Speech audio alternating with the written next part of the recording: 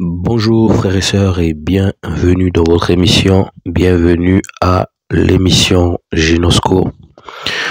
Père, nous te disons merci au nom de Jésus de Nazareth. Merci Seigneur mon roi pour ces moments que je souhaite passer avec toi au travers des Écritures, au travers de l'Évangile Seigneur, l'Évangile pour lequel Seigneur nous sommes nés, Seigneur mon roi d'en haut, Seigneur pour lequel Seigneur ton esprit est venu sur nous, pour lequel Seigneur nous vivons aujourd'hui depuis des années. Et Seigneur, nous luttons afin de ne pas perdre, Seigneur mon roi, Seigneur, cette espérance que tu nous as, Seigneur, communiquée au travers, Seigneur mon roi, de ta parole. C'est entre tes mains que je recommande, Seigneur mon roi, ces moments, ces temps. Seigneur, que l'Esprit qui a ressuscité d'entre les morts, Jésus-Christ de Nazareth, prenne le contrôle, Seigneur, de cet enseignement et que la vie découle et sorte, Seigneur, au travers, Seigneur, de ce message, au nom puissant de Jésus. J'ai ainsi prié Adonai. Amen. Alors, bienvenue, frères et sœurs, bienvenue à votre émission, que le Seigneur soit béni. Alors, comme il était prévu, nous devions parler nous sommes dans une rubrique questions-réponses pour simplement partager l'évangile. Voilà, c'est une question que beaucoup de personnes se posent, et à laquelle j'aspire à répondre à cette question par la grâce du Seigneur. Je me souviens dans les années 2012, j'allais en mission dans un pays en Afrique de l'Ouest, au Togo. J'allais pour former les frères et pour qu'on puisse s'encourager par la grâce du Seigneur. Et en arrivant là-bas, le Seigneur a permis que je puisse écouter les frères et sœurs qui étaient un peu troublés par rapport à un message. Ce message, c'était « Peut-on perdre le salut ?» Et au Togo, selon leur langage, ils appelaient ça « sauver pour toujours ». Donc, c'est-à-dire que une fois qu'un individu donne sa vie à Jésus, il est sauvé une bonne fois pour toutes. Il est sauvé pour toujours. Même s'il pêche, même s'il vit sa vie de débauche, même s'il vit sa vie comme les Écritures l'interdisent, s'il a donné sa vie à Jésus, il est sauvé pour toujours. Parce que Jésus, a payé pour toujours les péchés des hommes. Donc cet individu qui donne sa vie entre les mains de Jésus de Nazareth, ne pourra plus jamais perdre son salut, ne pourra plus jamais vivre en dehors du salut éternel. Donc c'est une question qui est revenue malheureusement, parce que nous sommes sujets à beaucoup de choses, c'est-à-dire à rencontrer beaucoup de vents de doctrine, beaucoup de courants sur la terre. Et malheureusement, il y a un frère que je connais depuis des années qui, dans sa chute qu'il a eu depuis des années, il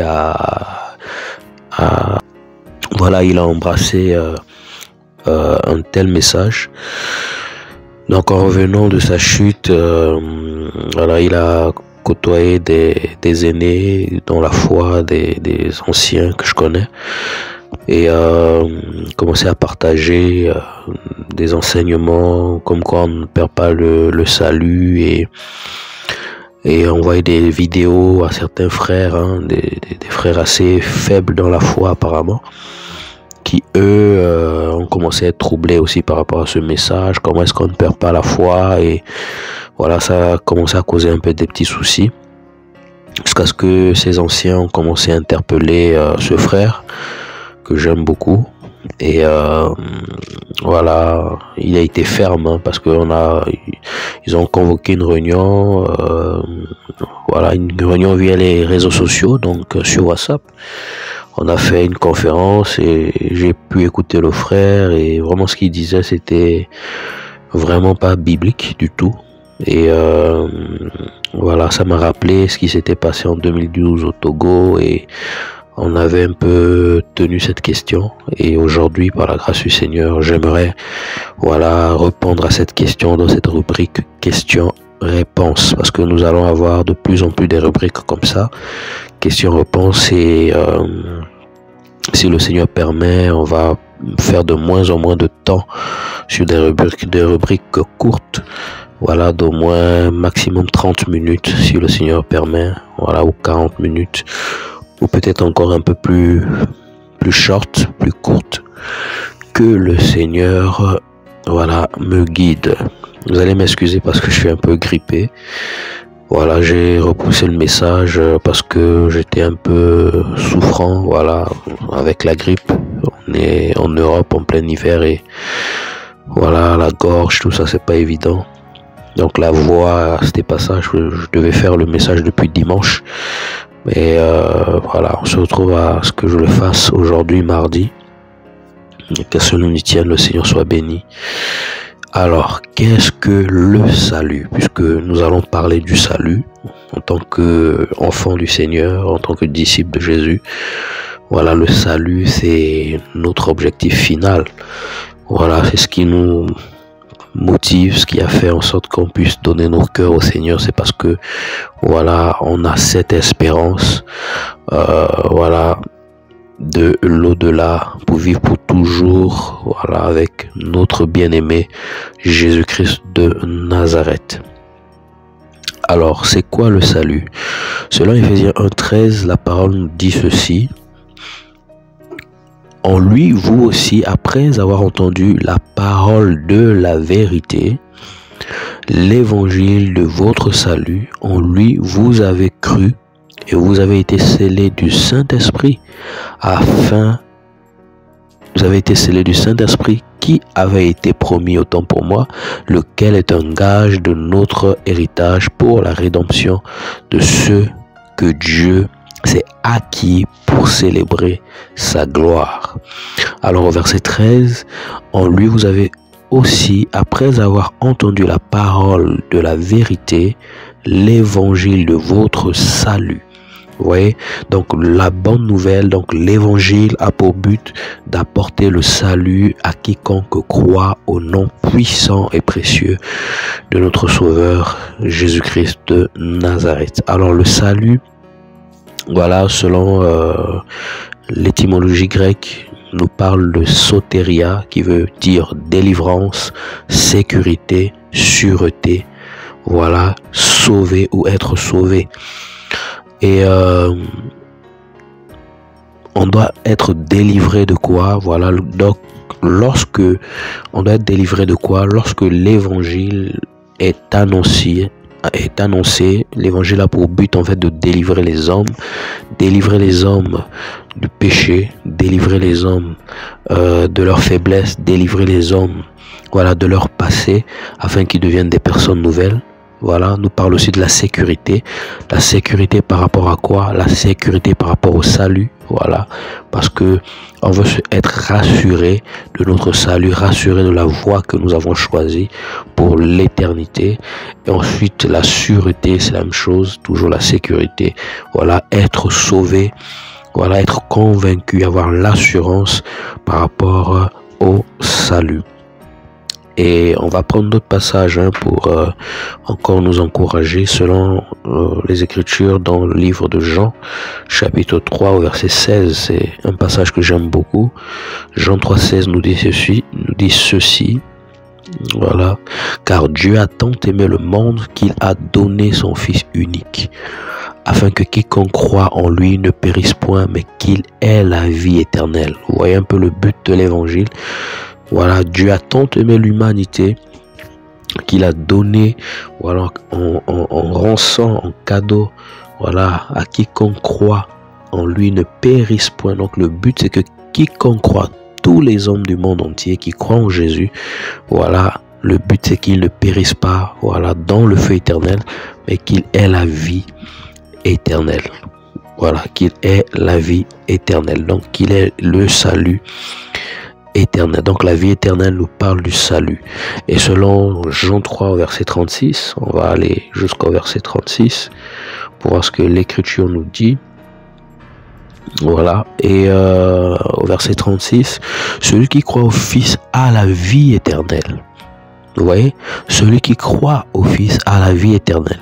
Celui qui ne croit pas au Fils ne verra point la vie, mais la colère de Dieu demeure sur lui. Donc celui qui croit au nom du Fils a la vie éternelle, donc a le salut, rentrera dans la délivrance par rapport à sa vie, par rapport à sa famille, connaîtra la sécurité liée au salut. Voilà, il n'aura plus, d'accord, cette peur de la colère à venir, car la colère de Dieu demeure sur ceux qui n'ont pas foi en l'évangile. Donc, voilà d'où vient cette sécurité. D'accord? Et Éphésiens chapitre 2, voilà, Éphésiens chapitre 2, au verset 8 à 9, on va lire. Éphésiens chapitre 2, verset 8 à 9. La Bible nous dit ceci: car c'est par grâce que vous êtes sauvés, par le moyen de la foi, et cela ne vient pas de vous, c'est le don de Dieu. Ce n'est point par les œuvres afin que personne ne se glorifie, car nous sommes son ouvrage ayant été créés en Jésus-Christ pour de bonnes œuvres, que Dieu a préparées d'avance afin que nous les pratiquions. Donc ici on voit que le salut c'est la grâce de Dieu pour quiconque croit. Donc aucun homme ne peut dire, d'accord, qu'il a le salut par ses propres forces ou par sa propre force ou par ses œuvres. Donc celui qui obtient le salut, c'est par grâce, c'est par la foi, c'est parce qu'il a cru en Jésus. Et le fait d'avoir cru en Jésus, Jésus vient à toi, il te nettoie, il te purifie, il te délivre, il met dans ton cœur l'assurance par rapport au salut, il met dans ton cœur, d'accord, le fait d'être sauvé, pour être sauvé et avoir cette espérance du salut éternel. Vous voyez un peu? Et lorsque nous sommes en Jésus-Christ, d'accord, il faut préserver ce statut, il faut garder ce statut, il faut garder cette alliance, parce qu'on rentre en alliance avec Dieu lorsque nous donnons nos cœurs au Seigneur. Vous voyez? Voilà. Alors, la question qui nous emmène à toucher ce sujet lié au salut, c'est: peut-on perdre le salut que nous avons obtenu par la grâce? Est-ce que nous pouvons perdre ce salut? Parce que beaucoup d'enseignements, comme je le disais, disent qu'on ne peut pas perdre le salut, ou on ne peut plus perdre le salut, parce que Jésus, selon certaines personnes, ils prennent les Écritures pour dire que Jésus a accompli, d'accord, est mort à la croix pour nos péchés passés, présent et futur. Et donc ça veut dire que même si un homme pêche, même si un homme vit dans le désordre, Jésus a déjà payé pour ses péchés futurs. Et c'est un enseignement très dangereux. Voilà, parce que on va comprendre quelque chose. Prenons la parole dans le livre de 1 Timothée chapitre 4. 1 Timothée chapitre 4. 1 Timothée chapitre 4. Au verset 1, la parole dit ceci: mais l'Esprit dit expressément que dans les derniers jours, quelques-uns abandonneront la foi pour s'attacher à des esprits séducteurs et à des doctrines de démons. Vous voyez un peu? Donc la parole nous montre que dans les derniers jours, donc dans la fin des temps, parce que nous sommes dans la fin des temps, quelques-uns, d'accord, par tout le monde, mais quelques-uns, une portion de personnes abandonneront la foi. C'est quoi abandonner? On va voir ce que dit la parole. Voilà. Abandonner en grec nous parle en fait de aphistémie. Voilà, qui veut dire quoi? Qui veut dire se retirer. Donc, les gens vont se retirer de la foi en Jésus. Ils ne vont plus croire en Jésus. Le fait de ne plus croire en Jésus, ça veut dire quoi? Ça veut dire que tu sors de l'espérance du salut, l'espérance qu'apporte la bonne nouvelle. Donc à ce moment où tu ne crois plus en la bonne nouvelle, en l'évangile, ça veut dire que tu sors de cette espérance. Et si tu sors de cette espérance qui t'emmène au salut éternel, ça veut dire quoi? Tu peux perdre le salut. Alors oui, nous pouvons perdre le salut si nous abandonnons la foi pour nous attacher à des esprits séducteurs, des esprits mensongers et à des doctrines de démons. Donc, cette doctrine qui dit on peut perdre le salut est une doctrine de démons parce qu'elle n'a rien à voir avec l'évangile, voilà, de notre maître Yeshua Mashiach, Jésus-Christ de Nazareth. Elle n'a rien à voir. Cet évangile-là n'a rien à voir, d'accord, avec l'évangile véritable. Vous voyez un peu? Et l'étymologie d'abandonner encore nous dit s'éloigner. Donc s'éloigner de la foi, du salut.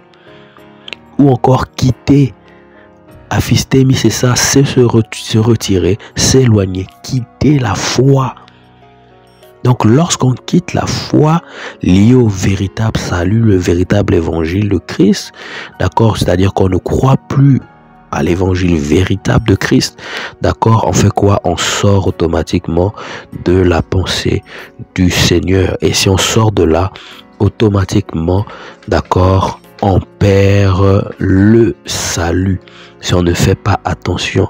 Et séducteur nous parle de quoi? Nous parle de planos, en grec, vagabond, errant.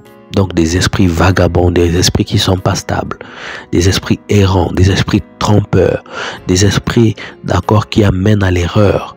Donc cet enseignement sur on peut perdre le salut, d'accord, c'est un enseignement qui amène à l'erreur.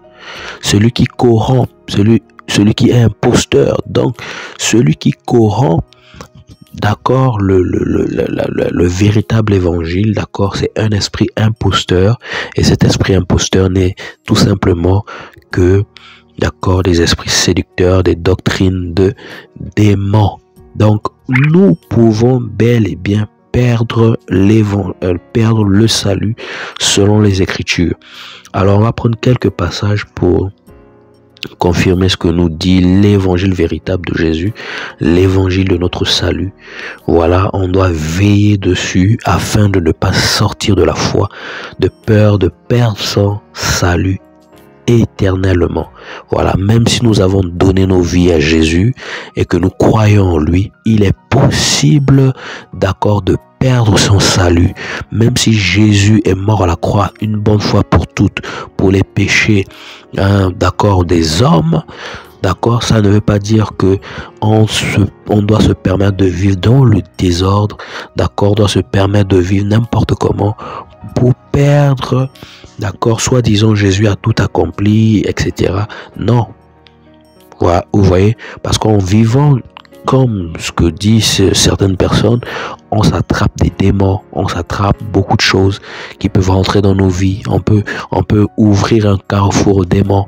Voilà, parce que le péché attire le mal, le péché attire les démons, les ténèbres et toutes ces choses.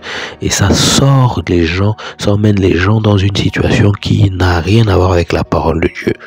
Vous voyez un peu? Et allons-y, par exemple, dans le livre de... On va voir dans le livre de Philippiens chapitre 2 verset 12. Philippiens chapitre 2. Philippiens chapitre 2 au verset 12. Au verset 12, on va lire, la parole nous dit ceci. Ainsi, mes bien-aimés, comme vous avez toujours obéi, travaillez à votre salut avec crainte et tremblement, non seulement comme en ma présence, mais bien plus encore maintenant que je suis absent. Car c'est Dieu qui produit en vous le vouloir et le faire selon son bon plaisir. Vous voyez le conseil que l'apôtre Paul donne aux Philippiens.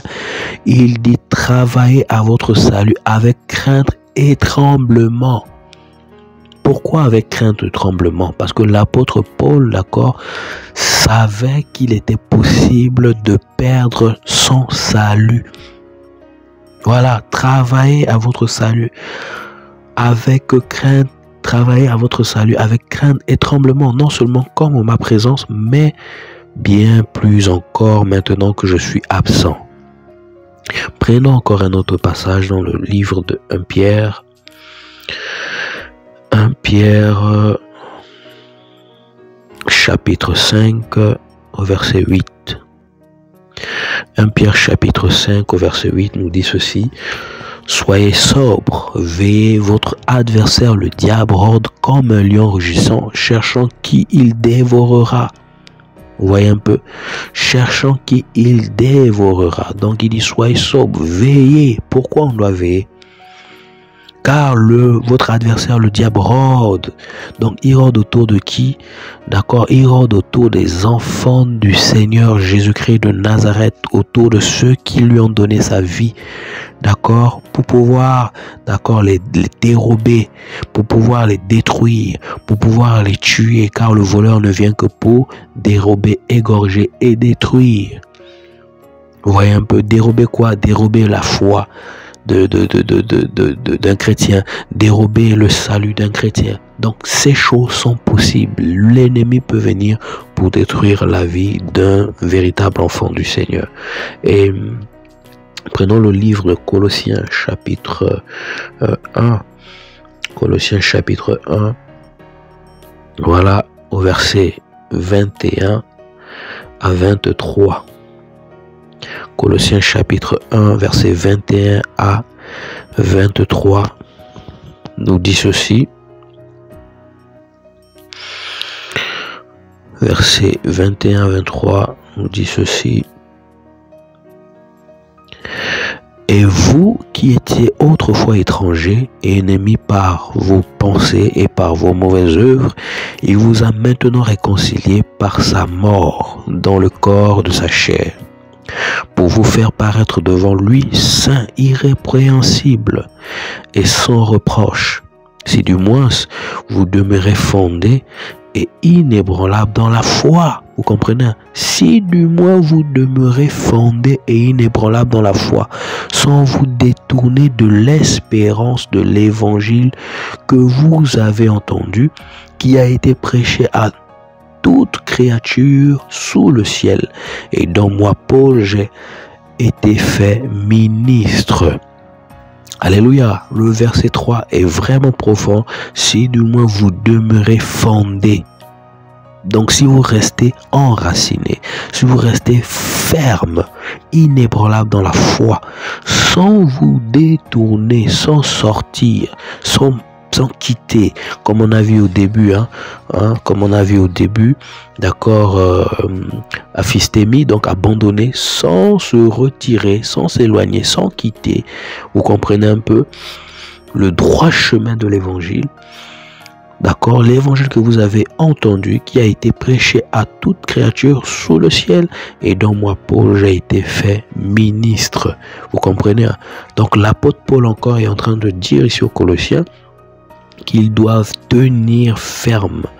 Eux qui étaient étrangers autrefois, d'accord, ennemis par leurs pensées, d'accord, à cause de leurs mauvaises œuvres. Donc imaginez que l'Esprit de Jésus qui est dans la sainteté, un Esprit saint, et voilà que des individus disent aujourd'hui que, ou depuis des années, ils disent que quelqu'un qui porte en lui l'Esprit saint peut vivre une vie de péché. En tant l'Esprit saint, il repousse le mal. Vous voyez un peu, il ne peut même pas se mélanger avec le mal. Et voici des gens qui disent que on peut vivre, d'accord, sa vie comme on l'entend, si on a donné déjà son cœur à Jésus, d'accord, et on ne peut plus perdre le salut. Vous comprenez? Entre-temps, ici, il y a plusieurs passages qui montrent que un homme peut perdre son salut, d'accord, s'il ne marche plus convenablement aux Écritures. Allons-y par exemple dans le livre de Hébreux chapitre 3. Hébreux chapitre 3. versets 12 à 14. La Bible nous dit ceci dans le livre de Hébreux chapitre 3, à partir du verset 12. Prenez garde, frères, que quelqu'un de vous n'ait un cœur mauvais et incrédule au point de se détourner du Dieu vivant. Donc déjà on peut se détourner du Dieu vivant. Mais exhortez-vous les uns les autres chaque jour aussi longtemps qu'on peut dire aujourd'hui, afin qu'aucun de vous ne s'endurcisse par la séduction du péché. Donc le péché peut nous emmener à nous endurcir. Vous comprenez?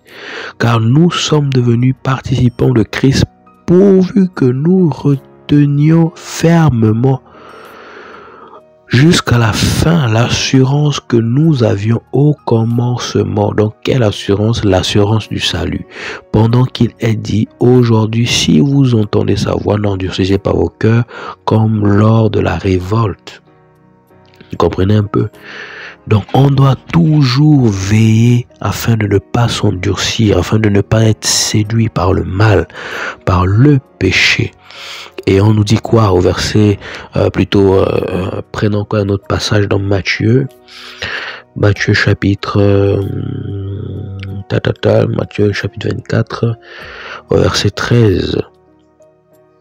Alors Matthieu 24 verset 13 nous dit, mais celui qui persévérera jusqu'à la fin sera sauvé. Donc il faut persévérer. Persévérer, c'est quoi? C'est lutter. Persévérer, c'est quoi? Se tenir. Persévérer, c'est quoi? C'est s'affermir. Persévérer, c'est quoi? C'est s'accrocher. Jusqu'à la fin sera sauvé. Donc, si un individu baisse les bras, ne s'accroche pas, ne se bat pas, il est possible qu'il perde sa foi, qu'il perde son salut. Et 1 Timothée chapitre 2 verset 3 à 4.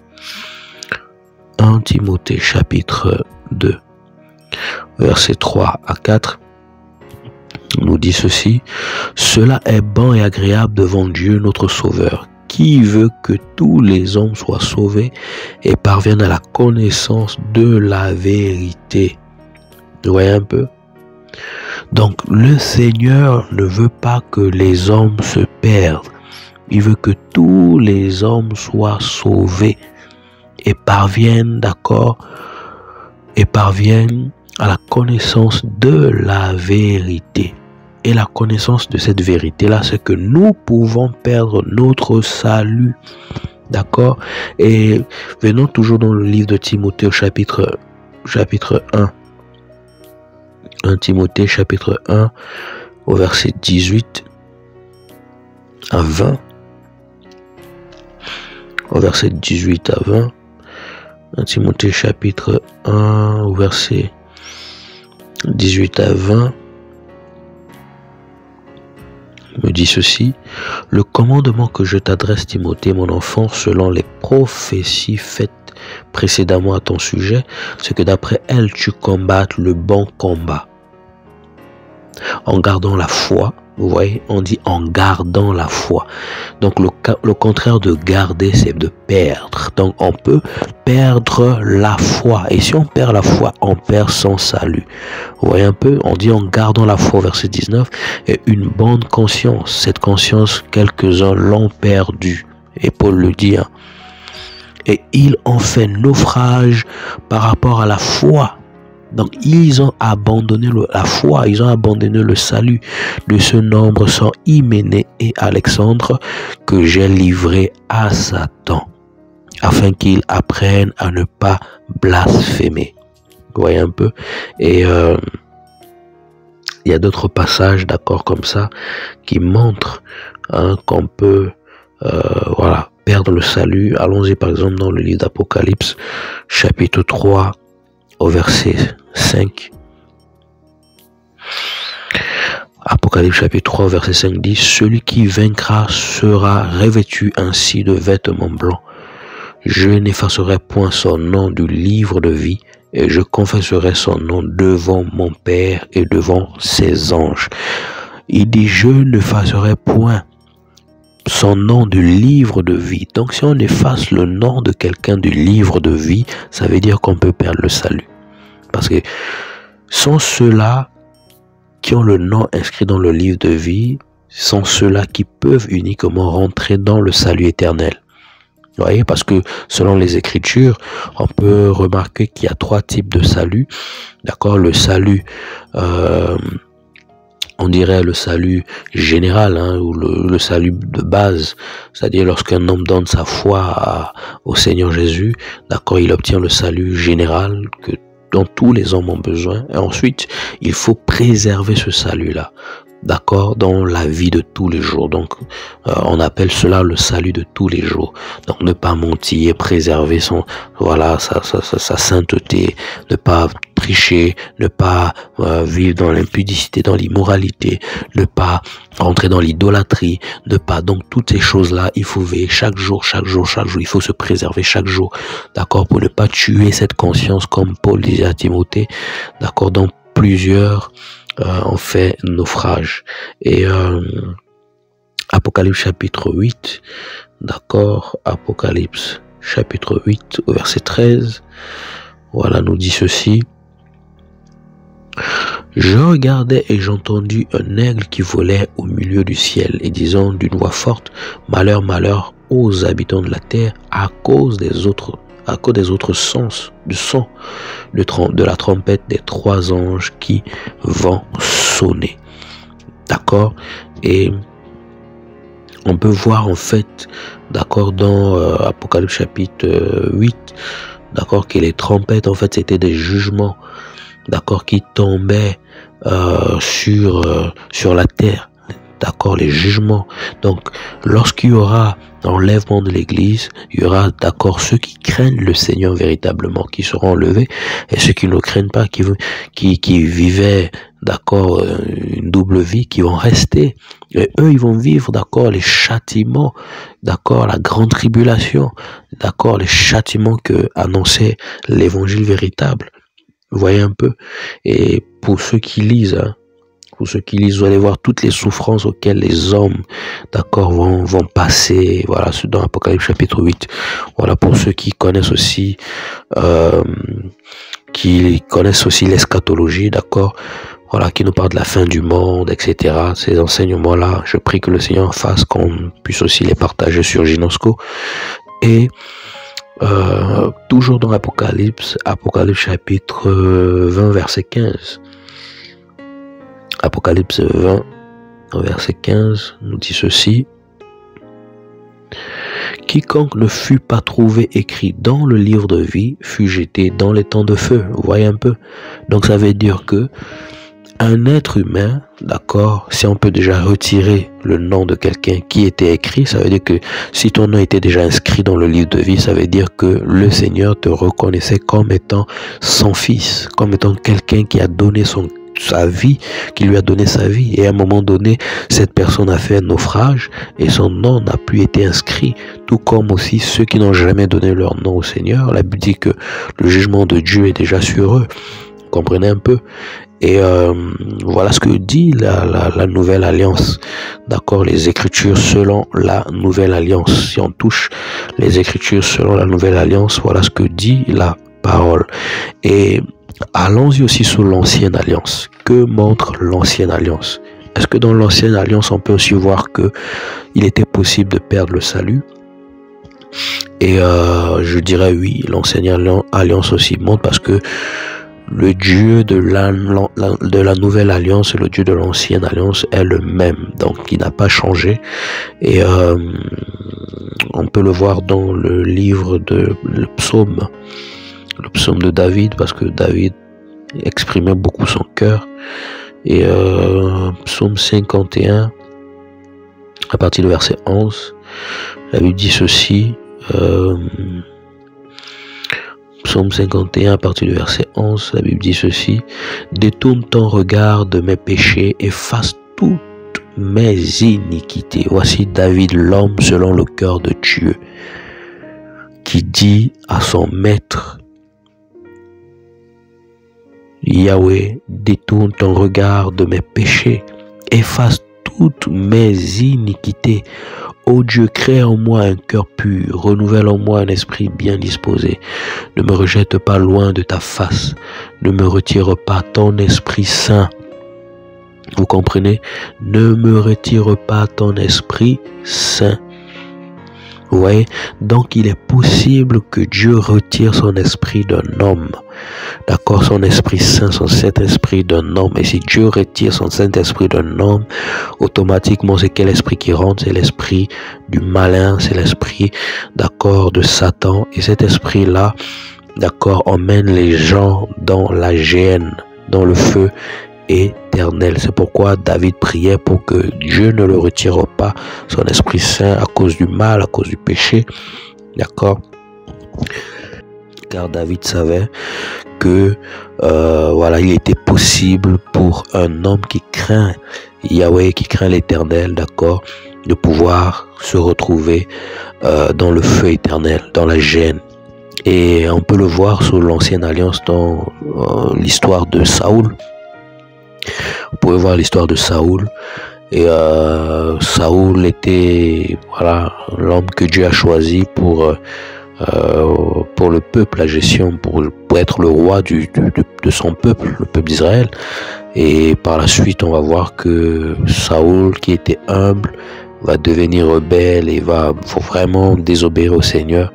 Et Saoul, voilà, va perdre l'esprit du Seigneur, l'esprit de la royauté. Et la Bible nous dit qu'un esprit méchant va maintenant rentrer en Saoul. Et voilà, malgré le fait qu'il était toujours roi, qu'il dirigeait Israël, mais Dieu l'avait vomi. Et beaucoup sont comme ça, beaucoup d'hommes de Dieu, beaucoup de frères et sœurs, beaucoup de pasteurs, beaucoup de missionnaires, beaucoup de personnes qui prennent le nom du Seigneur, voilà, non plus l'esprit du Seigneur en eux, voilà, mais c'est un esprit méchant qui a pris possession d'eux. Et malgré le fait qu'ils font toujours le travail du Seigneur, mais le Seigneur n'est plus avec eux.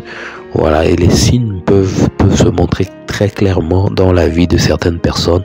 Et je pense qu'on le verra un peu plus devant, parce que là je suis en train de chuter dans le message. Et ensuite, une autre histoire sous l'Ancienne Alliance, c'est l'histoire du sacrificateur Élie et ses deux enfants, Ophni et Phiné. Voilà, qui eux ne marchaient plus correct, n'ont jamais marché correctement selon les Écritures, hein, selon leur histoire. C'était des sacrificateurs, mais qui souillaient la tente d'assignation, qui allaient vraiment dans l'immoralité, et qui n'étaient pas des modèles. Et Élie laissait faire, voilà, Élie qui était un père qui laissait faire les péchés de ses enfants, qui couvrait les péchés de ses enfants, malgré les interpellations certainement des hommes intègres du peuple. Élie n'écoutait plus, Élie ne voyait plus, jusqu'à ce que Dieu s'est révélé à Samuel pour dire qu'il va frapper Élie et ses enfants. Son jugement était sur eux, et Samuel l'a dit à Élie. Et ils sont morts en pleine bataille, et Élie est tombé, voilà, du haut jusqu'en bas, et il est mort en même temps que ses fils. Vous voyez, cette histoire est triste, mais ce sont des choses qui montrent qu'on peut perdre son salut. On a une autre histoire sous l'Ancienne Alliance, celle de Géasi, voilà, le serviteur du prophète Élisée. Voilà, Géasi était un serviteur, voilà, qui obéissait à Élie, et plutôt à Élisée. Élisée, voilà, est en train de certainement l'apprendre les choses, la crainte du Seigneur et toutes ces choses, mais par amour de l'argent. Voilà, pour vous qui connaissez l'histoire, Géasi est sorti de la foi, est sorti de la volonté du Seigneur, et il a pris la lèpre, voilà, du général Naaman, et il s'est retrouvé, voilà, avec cette lèpre pour toujours. Et voilà, quelqu'un qui est sorti de la foi, de la volonté du Seigneur, et voilà, qui a perdu son salut à cause du gain. Et une autre histoire avec laquelle on va arrêter pour l'Ancienne Alliance, parce qu'il y en a tellement d'exemples. Donc l'histoire du jeune serviteur et du vieux serviteur, voilà, du jeune prophète et du vieux prophète.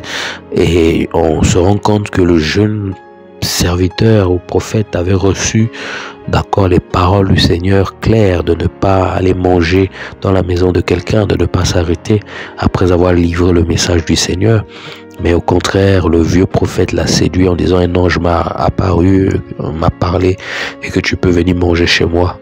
Et lorsqu'il a cédé, il n'a pas obéi, voilà, qu'il s'est retrouvé à perdre la vie, car au retour, un lion, voilà, a déchiré son corps, l'a mangé, et voilà qu'il a perdu simplement la vie.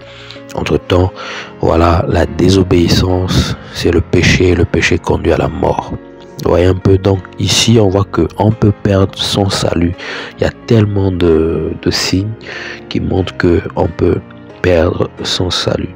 Et en conclusion, l'un des signes qu'on peut véritablement perdre son salut, c'est, je veux dire quoi, c'est l'égarement. Voilà, l'égarement. Et beaucoup de gens aiment dire ce mot, tel frère est égaré, tel homme de Dieu est égaré, telle sœur est égarée, etc. Et c'est quoi l'égarement? On va essayer de voir un peu selon les Écritures, c'est quoi l'égarement, selon 2 Pierre. 2 Pierre chapitre 2, verset 19 à 22. 2 Pierre chapitre 2, verset 19 à 22 nous dit ceci. Nous dit ceci. On va lire d'abord à partir du verset 18. Avec des discours enflés de vanité, il amorce par les convoitises de la chair, par les dissolutions, ceux qui viennent à peine d'échapper aux hommes qui vivent dans l'égarement. Vous voyez, qui vivent dans l'égarement. Alors, l'égarement parle de planer. Planer qui veut dire un égarement, celui qui s'égare hors du droit chemin. Vous voyez un peu, qui erre ici et là. Donc voilà ce que ça signifie. Voilà, celui qui s'égare, qui sort du droit chemin, c'est ce qui signifie l'égarement. Et la suite du verset nous dit: ils leur promettent la liberté quand ils sont eux-mêmes esclaves de la corruption, car chacun est esclave de ce qui a triomphé de lui.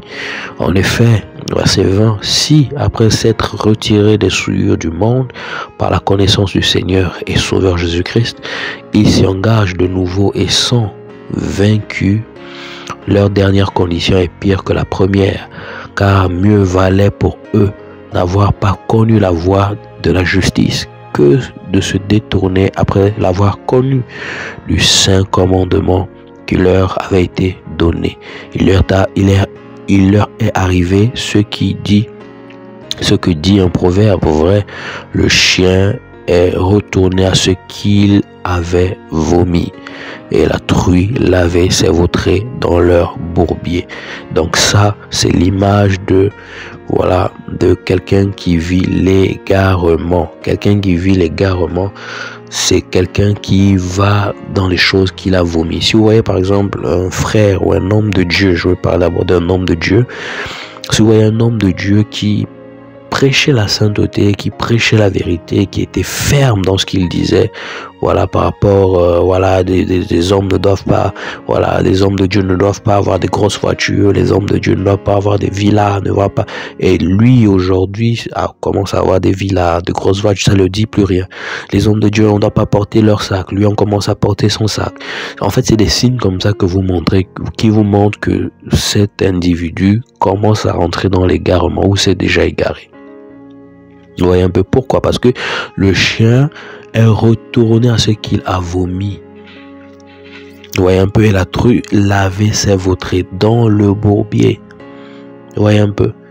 Donc les enseignements que cette personne enseigne et aujourd'hui fait le contraire des choses, ça montre que voilà, c'est l'esprit, c'est un autre esprit, ce n'est pas l'esprit du Seigneur, c'est l'esprit d'égarement. Et beaucoup sont comme ça, beaucoup des véritables serviteurs du Seigneur, qu'on connaît sur les réseaux sociaux, d'autres aussi dans mon pays que je connais. Beaucoup sont rentrés, dans ces choses à cause de la gloire des hommes. Ils ont préféré la gloire des hommes que la simplicité que donne l'évangile du Seigneur. Et on va voir quelques signes, 3 signes qui montrent que un individu rentre dans l'égarement ou l'égarement n'arrive pas du coup comme ça, non, ça prend du temps avant qu'un homme puisse s'égarer et perdre son salut. Le premier signe, selon Éphésiens chapitre 4 verset 30, Éphésiens chapitre 4 verset 30 nous dit ceci. Éphésiens chapitre 4 au verset 30 nous dit ceci: n'attristez pas le Saint-Esprit de Dieu, par lequel vous avez été scellés pour le jour de la rédemption. Donc la première chose, quand un individu qui craint le Seigneur, qui a donné sa vie à Jésus, d'accord, où les premiers signes de l'égarement, le premier signe qui montre qu'un homme va sur le chemin de la perdition, va sur le chemin qui l'emmène à perdre son salut, d'accord, c'est d'abord le fait qu'il attriste le Saint-Esprit chaque jour au travers de sa vie. Si tu étais un homme qui ne mentait pas avant et aujourd'hui tu te mets tout le temps à mentir, tout le temps à mentir, tout le temps à mentir, tout le temps à mentir, tu sens au-dedans de toi que l'esprit t'interpelle, mais tu étouffes cette voix, tu te mets dans l'impudicité, tu sens que le Saint-Esprit t'interpelle, tu étouffes cette voix, tu te mets dans la pornographie, la masturbation, le Saint-Esprit t'interpelle chaque jour, tu étouffes cette voix chaque jour. La parole dit, tu commences à l'attrister, donc n'attristez pas le Saint-Esprit. Vous voyez un peu. Donc chaque jour l'esprit t'interpelle. Tu l'attristes au travers de ta mauvaise voix ou ta mauvaise vie. Ça c'est le premier signal qui montre que tu as ouvert les portes ou tu as ouvert une porte, d'accord, qui est sensible et qui peut t'emmener dans l'égarement. Le deuxième signe, d'accord, selon 1 Thessaloniciens chapitre 5 au verset 19. 1 Thessaloniciens chapitre 5 au verset 19 nous dit ceci. 1 Thessaloniciens 5 au verset 19 nous dit: n'éteignez pas l'esprit, n'éteignez pas l'esprit. N'éteignez pas l'esprit. Donc le premier signe c'est quoi? N'attristez pas. Deuxième signe c'est quoi? N'éteignez pas. Donc si la parole dit n'éteignez pas, ça veut dire que on peut éteindre le Saint-Esprit. Shbenoumi. Donc en grec, shbenoumi veut dire éteindre, étancher du feu ou de choses en feu, être éteint, métamorphique, éteindre, supprimer, étouffer. Vous voyez, donc on peut supprimer le Saint-Esprit, on peut étouffer le Saint-Esprit. Vous voyez un peu. Donc on dit n'éteignez pas, ne pas l'éteindre, c'est l'étouffer. Donc le simple fait de ne plus écouter, n'attristez pas le Saint-Esprit. On l'attriste comment? En ne l'écoutant plus. Ça c'est le premier signe. Le deuxième signe, c'est en l'étouffant. Vous voyez, c'est-à-dire que vous vous plaignez maintenant de votre situation dans le mal, que l'esprit, malgré le fait qu'il vous ressentez qu'il vous interpelle, mais vous l'étouffez pour qu'il ne parle plus. Et vous vivez votre vie tranquillement. Et la troisième chose, d'accord, nous dit Apocalypse chapitre 2, au verset 5. Voilà, Apocalypse chapitre 2, au verset 5, nous dit ceci. Nous dit: souviens-toi donc d'où tu es tombé, repens-toi et pratique tes premières œuvres, sinon je viendrai à toi et j'ôterai ton chandelier de sa place, à moins que tu ne te répandes, et j'ôterai ton chandelier de sa place. Le chandelier c'est quoi? C'est l'esprit que le Seigneur t'a mis. Le chandelier c'est la lumière, ce qui amène la lumière dans la vie d'un homme, d'accord, dans la vie d'un homme qui était dans les ténèbres, c'est l'esprit de Dieu. Quand l'Esprit de Dieu vient dans la vie d'un homme, il apporte la lumière, d'accord, et cette personne brille. Et vous pouvez voir que, waouh, depuis que tu as donné ta vie à Jésus, tu brilles, hein, tu rayonnes, tu illumines. C'est la vie ou la présence de l'Esprit de Dieu en cet homme-là qui apporte cette lumière. Donc, le Seigneur peut retirer son esprit d'un homme. C'est pourquoi notre aîné, notre père David disait: à son maître, ne me retire pas ton Esprit Saint. Donc ça veut dire que Dieu peut retirer dans l'homme, d'accord, son esprit. Et là on parle de l'égarement, on parle du blasphème du Saint-Esprit, d'accord, et là c'est fini pour toujours pour cette personne-là, c'est terminé. Et ça, c'est la condition d'un homme qui a connu le Seigneur. Et c'est fini pour cette personne. Et il ne peut plus revenir, quelles que soient les prières, quelles que soient les intercessions. C'est fini car Dieu a retiré son esprit. Et lorsque Dieu retire son esprit, il n'y a plus de repentance. Parce que ce qui permet à un homme de se repentir, de réaliser son péché, c'est le Saint-Esprit. Et s'il n'y a plus de Saint-Esprit en l'homme, d'accord, l'homme ne sera plus conscient du mal qu'il fait. Et il va vivre comme ça. Et il va continuer à faire le mal. Il va beaucoup parler, voilà, en fait, il y aura des signes qui vont montrer que cet homme ne va plus bien. Voilà, donc que le Seigneur nous garde ces choses, parce que ce sont des choses qui sont réelles, ce sont des choses qui sont vraies, ce sont des choses qui sont authentiques. Et c'est vraiment triste qu'un homme qui a connu, voilà, les choses du Seigneur, on arrive là.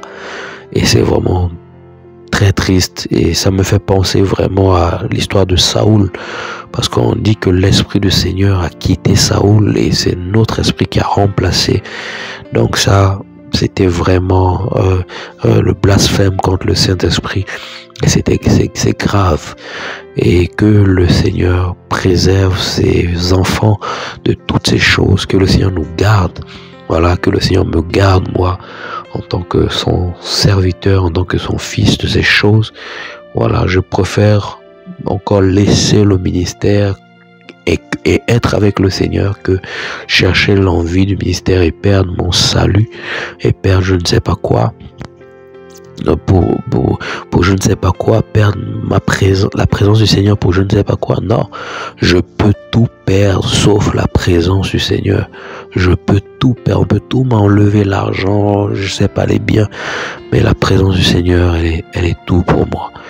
Et c'est ce qui me donne la force de partager aujourd'hui avec vous sur ce sujet.